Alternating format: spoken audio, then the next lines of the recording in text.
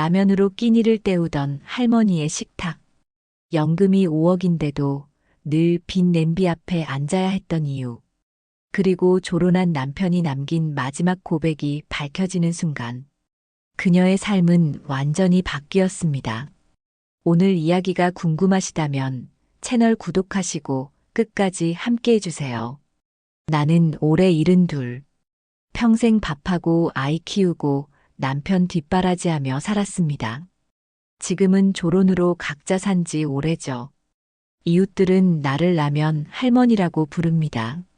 나도 왜 매일 라면을 끓이는지 가끔은 스스로에게 묻습니다. 연금은 충분하다고들 합니다. 누구는 내가 복받은 줄 알죠.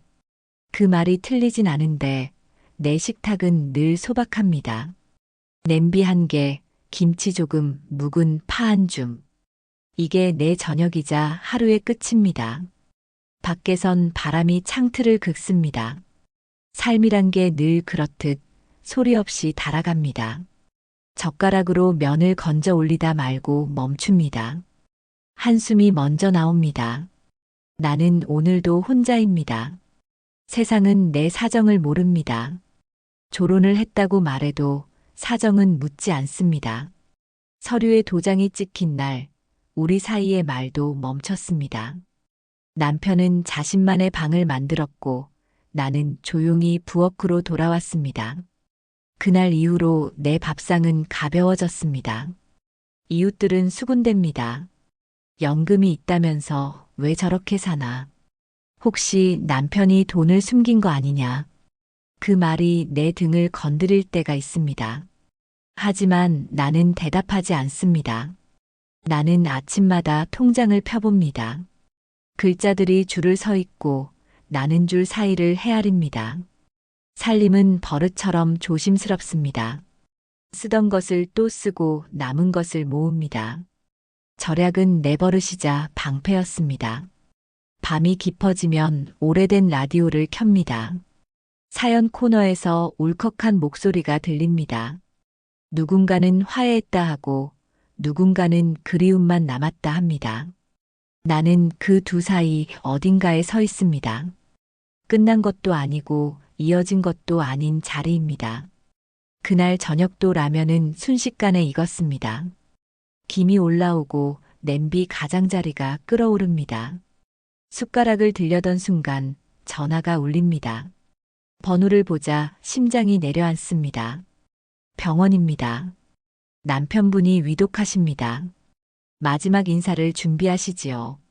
짧은 말이었지만 내 주방이 흔들렸습니다. 수화기를 붙잡은 손이 젖습니다. 나도 모르게 네 라고 대답합니다. 라면은 식어가고 부엌 등불이 하얗게 떨립니다. 나는 의자에 앉았다 일어섰다를 반복합니다. 가야 하나, 가지 말아야 하나. 이미 남의 삶이 된 사람을 내가 왜 만나야 하나. 하지만 마지막이라는 말이 등허리를 누릅니다. 외투를 걸치며 거울을 봅니다. 얼굴에 세월이 겹겹이 쌓여 있습니다. 나는 조용히 속삭입니다. 끝맺음은 해드려야죠. 미움도 예의 앞에선 잠깐 내려놓습니다. 현관 앞에 서서 숨을 고릅니다. 문을 여니 바람이 한꺼번에 들이칩니다. 겨울 냄새가 코끝을 스칩니다. 나는 발로 한 번, 또 한 번 바닥을 두드립니다. 가야 할 길을 스스로 확인하는 의식처럼요. 집을 나서기 전 서랍을 열어봅니다.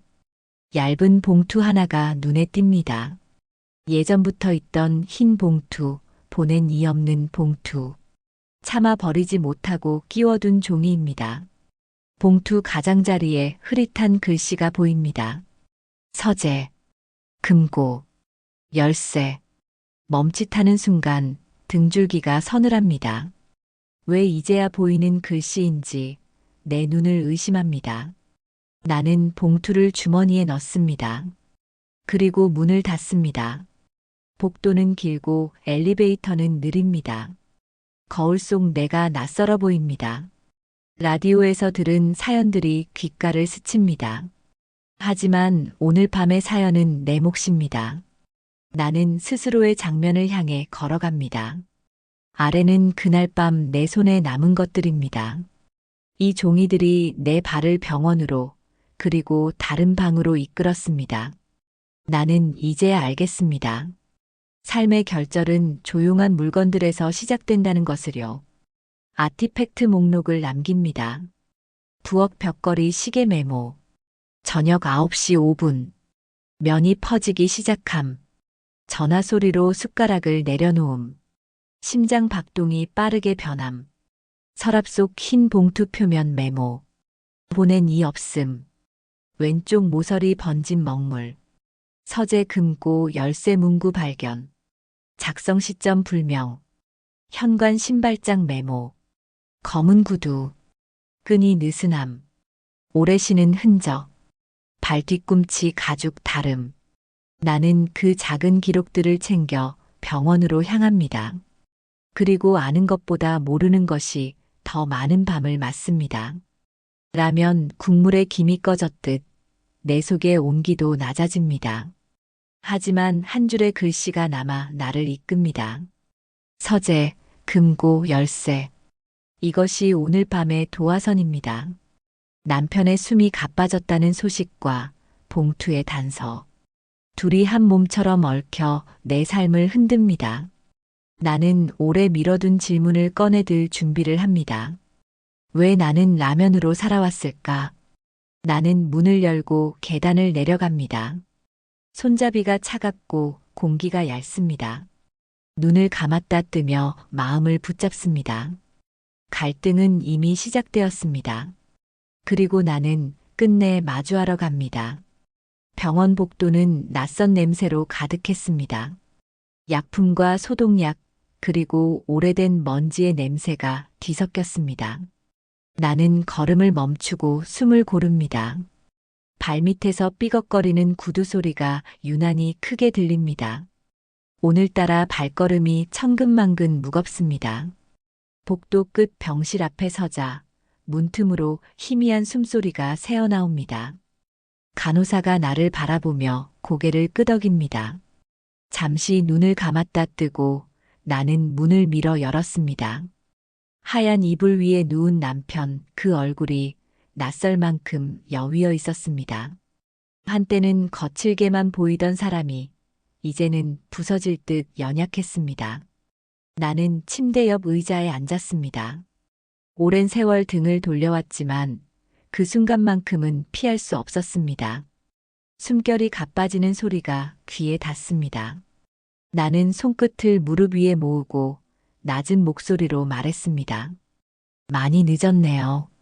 마지막은 함께 하러 왔습니다. 남편의 눈꺼풀이 미약하게 떨립니다. 말을 하려 애쓰듯 입술이 열리고 닫힙니다. 소리를 듣기 위해 고개를 가까이 가져갑니다. 그의 입에서 힘겹게 새어나온 단어는 단 3글자였습니다. 서재, 금고, 열쇠. 그 말이 내 귓속에서 오래도록 울렸습니다. 나는 얼떨결에 고개를 끄덕였습니다. 하지만 남편은 다시 눈을 감고 그 후로는 아무 말도 하지 않았습니다. 간호사의 손길이 다가와서 조용히 이불을 고릅니다. 시간이 멈춘 듯 고요가 방을 덮쳤습니다. 나는 더 이상 말을 건네지 못했습니다. 밤이 깊어 장례 준비가 이어졌습니다. 낯선 사람들의 발걸음이 분주히 오갔고 나는 멍하니 의자에 앉아 있었습니다. 그때 변호사라는 이가 다가와 작은 봉투를 내밀었습니다. 남편이 남긴 마지막 물건이라며 내게 전했습니다. 나는 손에 쥔 봉투를 내려다보며 오래도록 말을 잃었습니다. 서류 봉투는 얇고 낡았습니다. 종이의 모서리는 닳아 있었고 먹물 자국이 희미하게 번져 있었습니다. 안에는 작은 열쇠 하나와 짧은 메모가 들어 있었습니다. 글씨는 삐뚤고 흐릿했지만 분명히 내 눈에 들어왔습니다. 서재 금고를 열어라. 나는 손끝이 떨려 메모를 몇 번이고 읽고 또 읽었습니다. 돌아오는 길 밤거리는 적막했습니다. 겨울바람이 뺨을 스치며 차갑게 내려앉았습니다. 나는 외투 주머니를 꼭 움켜쥐었습니다. 그 안에 든 열쇠가 온기를 품고 있는 듯 동시에 얼음처럼 차가웠습니다. 걸음을 옮길 때마다 주머니 속 쇳소리가 희미하게 울렸습니다. 그 소리는 내 마음을 두드리며 질문을 던졌습니다. 왜 이제야? 왜 마지막 순간에야? 집에 도착해 현관불을 켜자 고요가 방 안을 메웠습니다. 나는 신발을 벗으며 깊은 숨을 몰아쉬었습니다. 부엌에 남겨둔 라면 냄비는 이미 굳어버린 국물만 남아 있었습니다. 숟가락을 들어볼까 하다가 이내 내려놓았습니다. 이제 더는 그 맛이 위로가 되지 않았습니다. 나는 조심스레 서재로 향했습니다. 문을 열자 오래된 책 냄새가 코끝을 스쳤습니다. 책장 한쪽에 자리한 낡은 금고가 눈에 들어왔습니다. 그동안 무심히 지나쳤던 물건. 하지만 오늘은 그 앞에서 발걸음이 멈췄습니다. 열쇠를 꺼내들고 잠시 망설였습니다. 그리고 낮게 중얼거렸습니다. 정말로 열어야 하는 걸까요? 아직 열지 않았습니다. 그 순간 온갖 감정이 한꺼번에 몰려왔습니다. 분노, 두려움, 슬픔, 그리고 알 수 없는 호기심까지. 나는 책상 위에 봉투와 열쇠를 내려놓았습니다. 그리고 일기를 쓰듯 지금의 기록을 남깁니다. 서재의 공기는 늘 차갑습니다. 두꺼운 책이 눌러놓은 먼지 냄새가 코끝을 찌릅니다. 책장 끝자리에 놓인 낡은 쇳덩이가 오늘만은 커다란 벽처럼 서 있습니다. 나는 손바닥에 열쇠를 올려놓고 한 번 더 숨을 고릅니다. 돌려야 합니다. 멈추면 다시는 못 엽니다. 열쇠가 홈을 찼습니다. 금속이 문지르는 소리가 짧게 갈립니다. 손목이 떨려서 2번 헛돌고 3번째에야 걸쇠가 반응합니다. 안쪽에서 둔탁한 울림이 들립니다. 문이 아주 조금 벌어지고 오래 갇혔던 공기가 서늘하게 새어나옵니다. 가장 먼저 보인 것은 얇은 서류철입니다. 겉표지에는 기름때가 번들거립니다. 한쪽 모서리는 눌려서 동그랗게 말렸습니다. 나는 무릎 위에 올려놓고 조심스럽게 펼칩니다. 글자가 쏟아지듯 눈으로 들어옵니다. 첫째, 병원 청구서 묶음. 날짜는 오래전으로 거슬러 올라갑니다. 입원과 수술, 재활, 간병 항목이 빼곡합니다. 금액이 달라질 때마다 오른쪽 상단에 작은 점이 찍혀 있습니다. 마치 지나온 세월을 하나씩 찍어 누른 흔적처럼 보입니다. 종이 끝에는 삐뚤빼뚤한 사인. 내 것도 그의 것도 아닌 낯선 이름입니다. 둘째, 합의서 사본. 도로사고 경위가 간략히 적혀 있습니다. 야간, 비 미끄러짐, 미성년, 과실 비율. 말들은 차갑고 문장은 단단합니다. 끝부분에 반복되는 문장. 추가 치료비 전액 지원. 셋째, 통장 사본과 이체 내역. 매달 같은 날, 같은 금액이 빠져나갑니다. 받는 이의 주소는 외곽의 오래된 주거지로 기록되어 있습니다. 주석에는 짧게 표기가 남아 있습니다. 보호비, 학습비, 생계비, 그리고 붉은 볼펜으로만 적힌 한 줄. 끝까지. 나는 서류를 내려놓고 손등으로 눈두덩을 문지릅니다. 한숨이 깊게 빠져나옵니다. 라면 냄비 앞에서 느꼈던 허기가 다른 모양으로 되살아납니다. 배가 고픈 것이 아니라 마음 한가운데가 비어 있습니다. 이 빈자리를 채운 것이 무엇이었는지 이제 조금 보입니다. 봉투 하나가 더 남아 있습니다. 크지 않은 회색 봉투. 겉면에 굵은 피랍으로 적혀 있습니다. 열지 말 것. 멈칫하지만 손이 먼저 움직입니다. 서걱, 종이가 갈라지는 소리가 방 안을 베어냅니다. 안에는 아이 사진이 있습니다. 초등학교 교복을 입은 모습, 중학생으로 자란 얼굴, 성인이 되어 졸업복을 입은 장면. 사진마다 뒷면에 짧은 메모가 붙어 있습니다. 올해는 잘 웃는다. 왼손잡이. 비 오는 날 싫어한다. 마지막 사진의 뒷면에는 단 4글자. 이제 다 컸다. 그 순간 그의 마지막 숨이 떠오릅니다. 서재, 금고, 열쇠. 그 말이 내 안에서 전혀 다른 의미로 울립니다. 그는 숨기려 했고 나는 찾아냈습니다. 숨긴 것은 돈이 아니라 어떤 아이의 시간입니다. 책상 모서리에 또 다른 종이가 끼워져 있습니다. 엽서만 한 크기의 메모. 이체를 중단한다면 직접 찾아가서 설명해야 한다는 문장. 주소가 적혀 있고 아래에 작은 화살표. 한쪽 여백에는 내 이름. 그리고 점 하나. 나는 의자에 등을 붙이고 천장을 봅니다. 귓속에서 오래된 빗소리가 나는 듯합니다.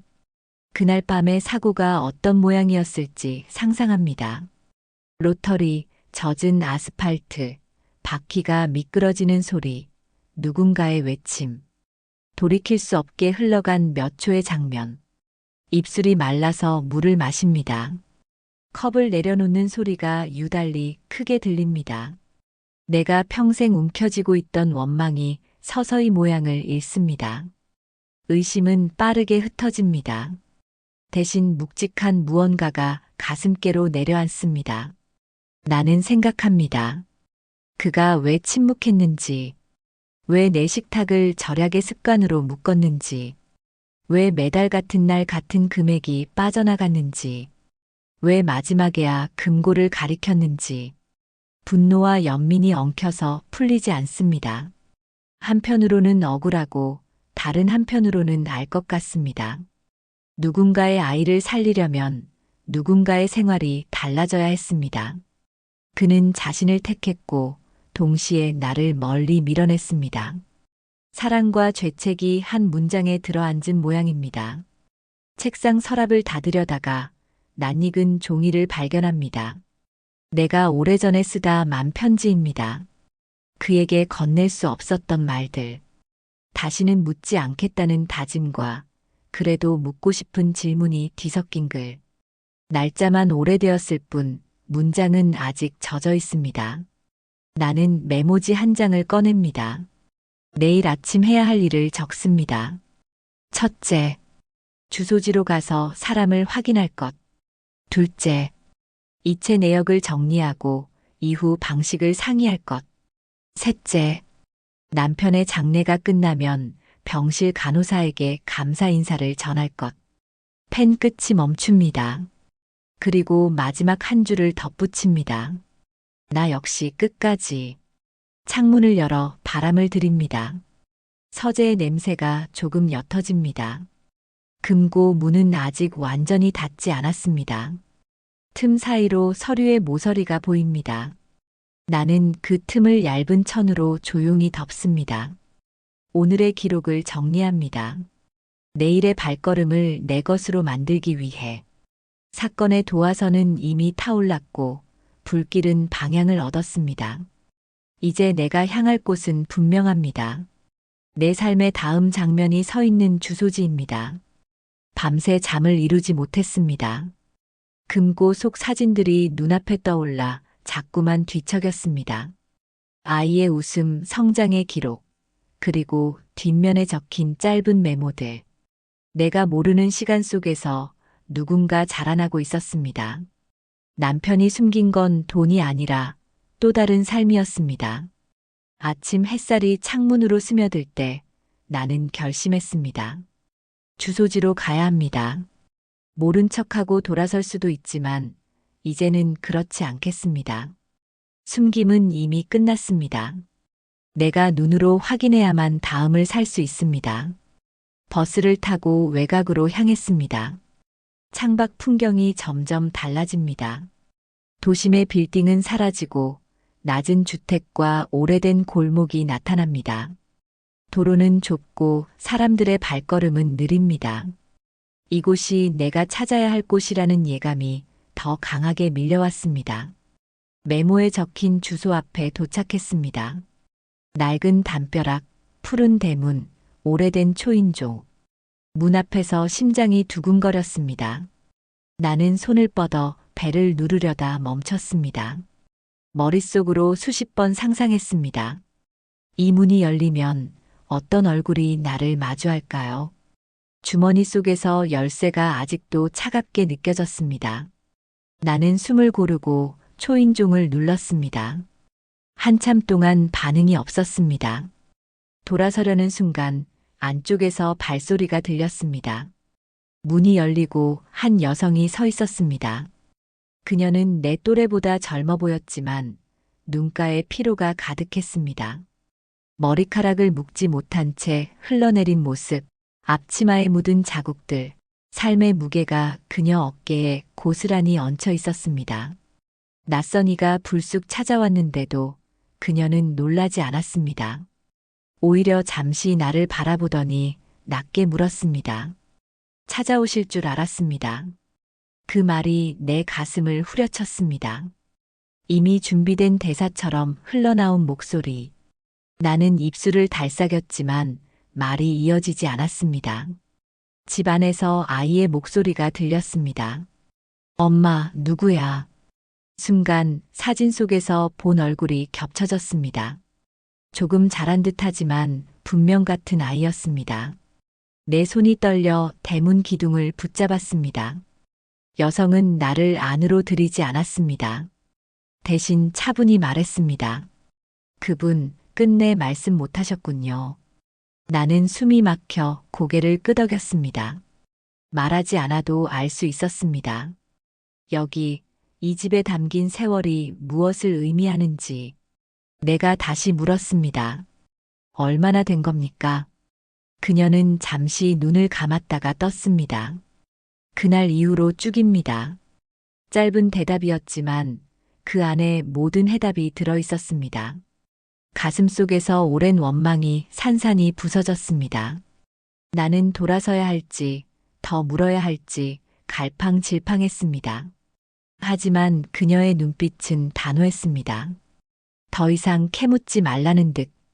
침묵 속에서 대문이 다시 닫혔습니다. 돌아오는 길, 내 발걸음은 휘청거렸습니다. 길가 벤치에 앉아 하늘을 올려다봤습니다. 구름이 흘러가는데 내 마음도 함께 흘러갔습니다. 남편은 나를 속였지만 동시에 지켰습니다. 그의 삶이 또 다른 삶과 맞닿아 있었음을 이제야 알았습니다. 버스 안에서 창밖을 보며 스스로에게 물었습니다. 나는 앞으로 어떻게 해야 합니까? 원망을 계속해야 합니까? 아니면 그가 지켜온 무언가를 이어받아야 합니까? 결정은 내 손에 달렸습니다. 이제는 더 이상 미룰 수 없는 선택이 기다리고 있습니다. 버스 창가에 앉아 돌아오는 길, 나는 긴 한숨만 내쉬었습니다. 눈앞에서 본 아이의 얼굴이 머릿속에 떠나지 않았습니다. 사진 속에서만 보던 미소가 이제는 실제 목소리와 함께 스며들었습니다. 낯선 집 대문 앞에서 마주친 장면이 내 삶의 균형을 흔들고 있었습니다. 남편은 왜 끝내 말하지 못했을까요? 내게 기회를 주지 않았던 건 믿지 못해서였을까요? 아니면 차마 짐을 지우고 싶지 않아서였을까요? 생각할수록 가슴이 먹먹했습니다. 내 오랜 원망이 한순간에 다른 모양으로 바뀌었습니다. 집에 도착하니 저녁 어둠이 내려앉고 있었습니다.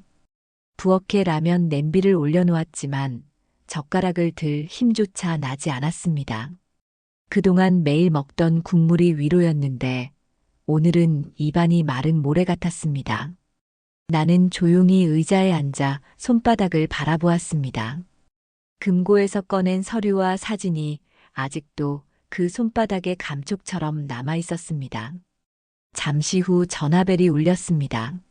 남편 장례를 도운 지인이 안부를 묻는 전화였습니다. 잘 지내시냐는 물음에 나는 대답하지 못했습니다. 그저 괜찮다라는 짧은 말만 내뱉었습니다.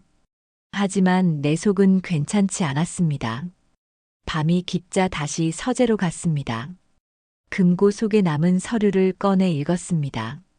거기엔 더 많은 내역과 기록이 있었습니다. 십수년 동안 이어진 송금 내역, 아이의 성장 과정에 대한 짧은 메모들, 모든 것이 남편의 손길과 지문으로 남아 있었습니다. 나는 두 갈래 길에 서 있음을 느꼈습니다. 첫째, 이 사실을 내 안에서 묻어두고 다시는 꺼내지 않는 길. 둘째, 그 집 문을 다시 두드려 새로운 삶의 무게를 함께 짊어지는 길. 둘 중 어느 쪽을 택하든 내 삶은 예전으로 돌아갈 수 없을 것입니다. 침대에 누웠지만 쉽게 잠들 수 없었습니다. 남편의 마지막 목소리가 자꾸만 귓가에 맴돌았습니다. 서재, 금고, 열쇠. 그 짧은 말 속에 담긴 진심이 이제야 선명하게 보입니다. 숨김은 배신이 아니라 그의 방식의 보호였습니다. 눈을 감고 있자니 또 다른 목소리가 들려오는 듯 했습니다. 낯선 여성의 차분한 말투. 찾아오실 줄 알았습니다. 그 말 속에는 오랜 기다림이 묻어 있었습니다. 마치 내가 오기만을 바란 듯 준비된 태도였습니다. 나는 스스로에게 물었습니다. 이제 어떻게 살아야 합니까? 남편이 지켜온 아이의 미래를 나는 모른 척할 수 있을까요? 혹은 그 모든 것을 내 몫으로 이어받아야 할까요? 갈등이 가슴을 쥐어짰습니다. 창밖을 바라보니 새벽이 밝아오고 있었습니다. 나는 작은 결심을 했습니다. 더 이상 뒤로 숨지 않겠습니다. 진실을 알았다면 이제는 그에 맞는 선택을 해야 합니다. 그 선택이 나를 어디로 데려가든 피하지 않겠습니다. 새벽녘 부엌에서 물을 끓이며 조용히 중얼거렸습니다. 오늘은 라면이 아닙니다. 그동안 매일 끓여온 국물이 내겐 위로였지만 이제는 다른 음식으로 시작해야 합니다. 새로운 하루를 받아들이는 의식처럼 나는 쌀을 씻어 밥을 지었습니다. 김이 피어오르는 냄비를 보며 마음속으로 다짐했습니다. 오늘 나는 다시 그 집으로 가겠습니다. 아이의 눈을 똑바로 보고 말하겠습니다. 당신의 삶을 지켜준 사람이 누구였는지 나도 이제 알게 되었다고. 그리고 내 마음속 원망과 용서를 어떻게 풀어갈지 그 자리에서 정하겠습니다. 이제는 더 이상 피하지 않겠습니다. 다시 그 집 앞에 섰습니다. 푸른 대문은 전날과 똑같이 무겁게 닫혀 있었습니다. 밤새 수없이 망설였지만 결국 여기까지 와버렸습니다. 내 손끝은 여전히 떨렸고 심장은 북소리처럼 두드렸습니다. 나는 천천히 초인종을 눌렀습니다. 잠시 후 문이 열렸습니다. 어제 보았던 여성이 서 있었습니다. 그녀의 눈빛에는 피곤과 긴장이 묻어 있었습니다. 나를 보자 짧게 숨을 들이마셨지만 곧 담담히 말했습니다. 오셨군요. 나는 고개를 끄덕였습니다. 말이 쉽게 나오지 않았습니다. 어제는 도망치듯 돌아섰지만 오늘은 그렇지 않겠다고 마음먹었습니다. 내가 묻지 않으면 영영 모른 채로 남을 것이기 때문입니다. 나는 힘겹게 입을 열었습니다. 그동안 어떻게 살아오셨습니까? 여성은 잠시 침묵하다가 문을 열어 나를 안으로 들였습니다. 방 안은 소박했지만 정갈했습니다. 낡은 가구와 빛바랜 커튼, 아이의 책가방이 한쪽에 놓여 있었습니다.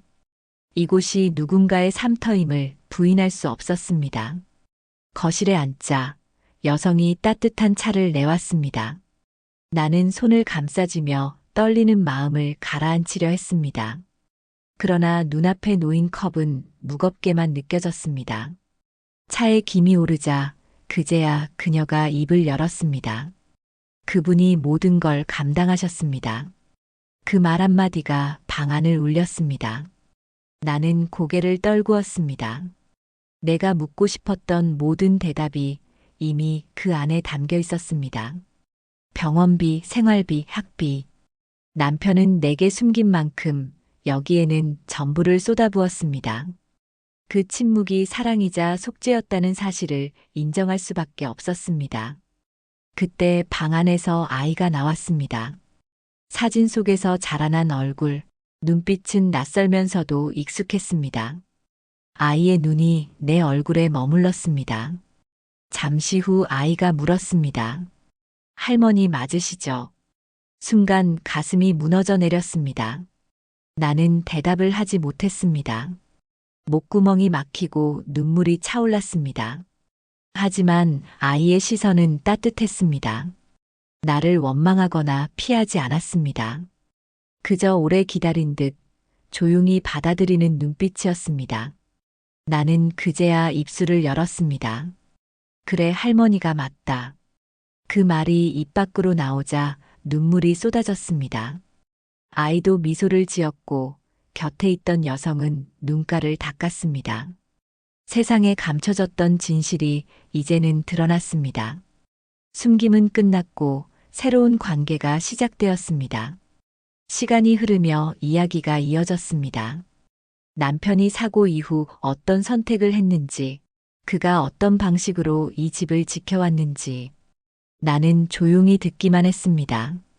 내 삶에서 비워진 자리가 사실은 이곳을 채우고 있었다는 것을 깨달았습니다. 가슴이 아팠지만 동시에 묘한 평온이 스며들었습니다. 저녁 무렵 나는 자리에서 일어났습니다. 이제야 알겠습니다. 그 사람의 마지막 고백이 왜 금고였는지. 금고는 단순한 돈의 상자가 아니라 숨겨진 삶과 진실의 무덤이었습니다. 그리고 나는 이제 그 무게를 나누어 져야 합니다. 대문 앞에 서며 나는 다시 약속했습니다. 이제는 혼자가 아닙니다. 라면으로 끼니를 때우던 날들은 끝났습니다. 내 식탁은 변할 것입니다. 그 변화는 단순한 음식이 아니라 새로운 삶을 맞이하는 방식이 될 것입니다. 집으로 돌아오는 길 마음이 복잡했습니다. 낯선 집에서 마주한 아이의 눈빛이 자꾸 떠올랐습니다. 할머니라고 불러주던 그 한마디가 귓가에 맴돌았습니다.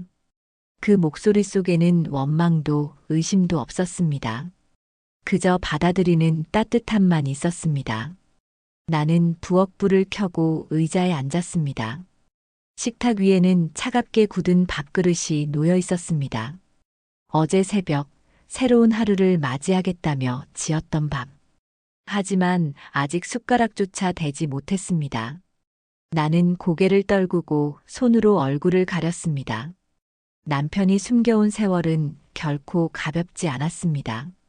병원비와 생활비, 학비까지 그 모든 짐을 홀로 짊어진 그의 선택은 나에게 침묵과 고독을 남겼지만 동시에 또 다른 생명을 키워낸 길이기도 했습니다. 나는 이제 결정을 내려야 합니다. 이 사실을 끝까지 내 안에서만 품고 살아갈지, 아니면 문을 열고 새로운 인연을 받아들일지, 어느 쪽이든 돌이킬 수 없는 길일 것입니다. 나는 두 손을 모아 무릎 위에 올리고 깊이 숨을 들이켰습니다.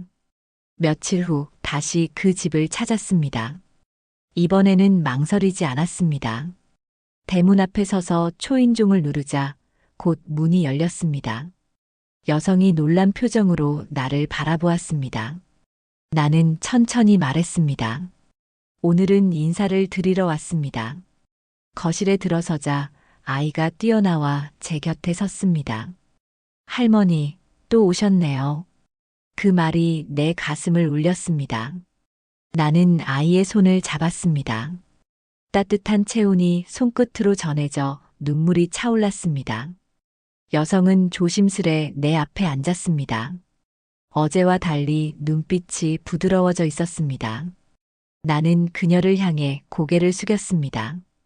그동안 몰라서 죄송했습니다. 이제라도 함께 나누고 싶습니다. 그 순간 방 안의 공기가 달라졌습니다.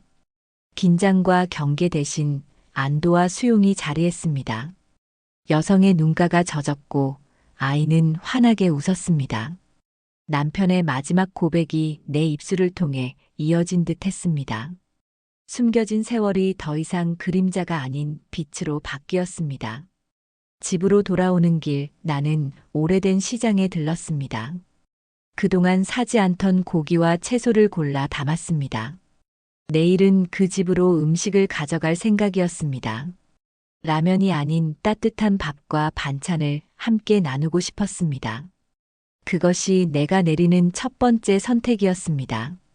밤이 되어 서재에 들어섰습니다. 금고 문은 여전히 반쯤 열린 채 남아 있었습니다. 나는 안에 남은 서류를 다시 정리했습니다. 이제는 그것이 짐이 아니라 기록처럼 느껴졌습니다. 숨겨진 진실이 아니라 지켜온 사랑의 증거였습니다. 나는 조용히 금고 문을 닫았습니다. 철컥 잠금 소리가 울렸습니다.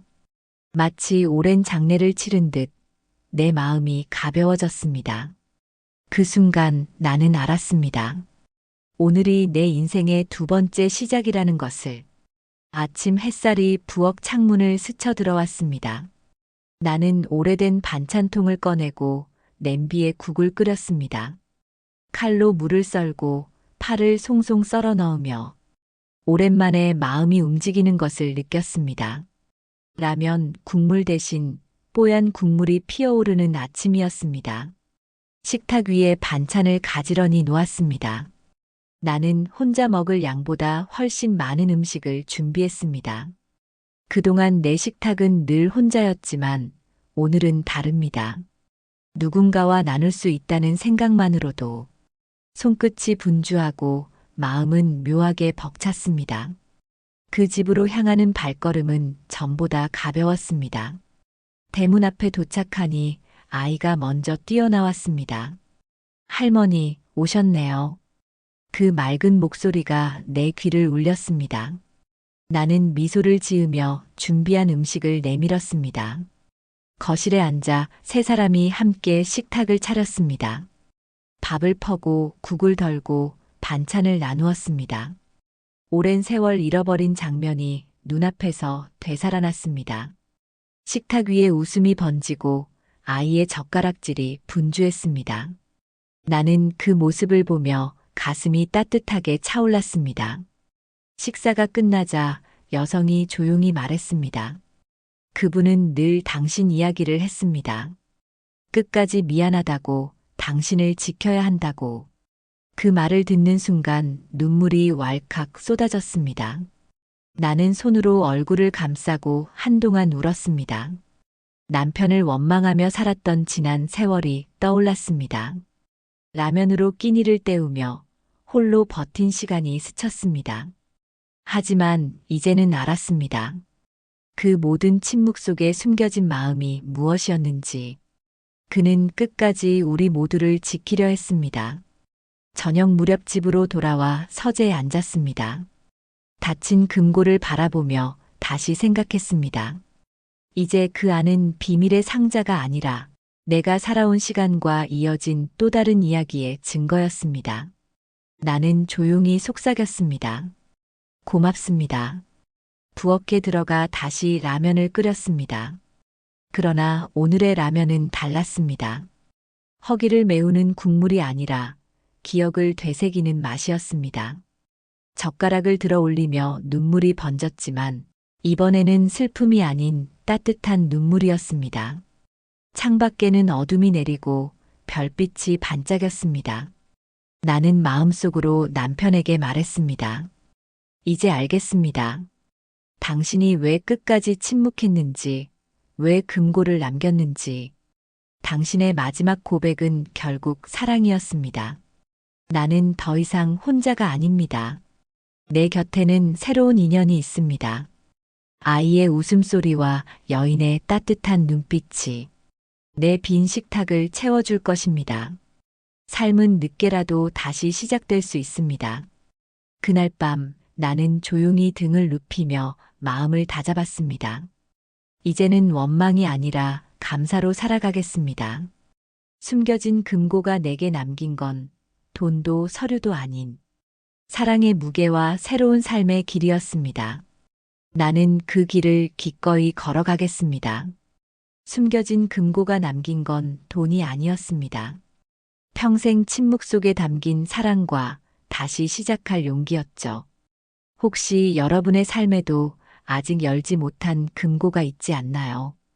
그 문을 여는 순간 또 다른 내일이 시작될지도 모릅니다. 이런 이야기가 마음에 닿으셨다면 구독과 좋아요로 함께 해주세요. 여러분의 삶에도 따뜻한 이야기를 계속 전해드리겠습니다.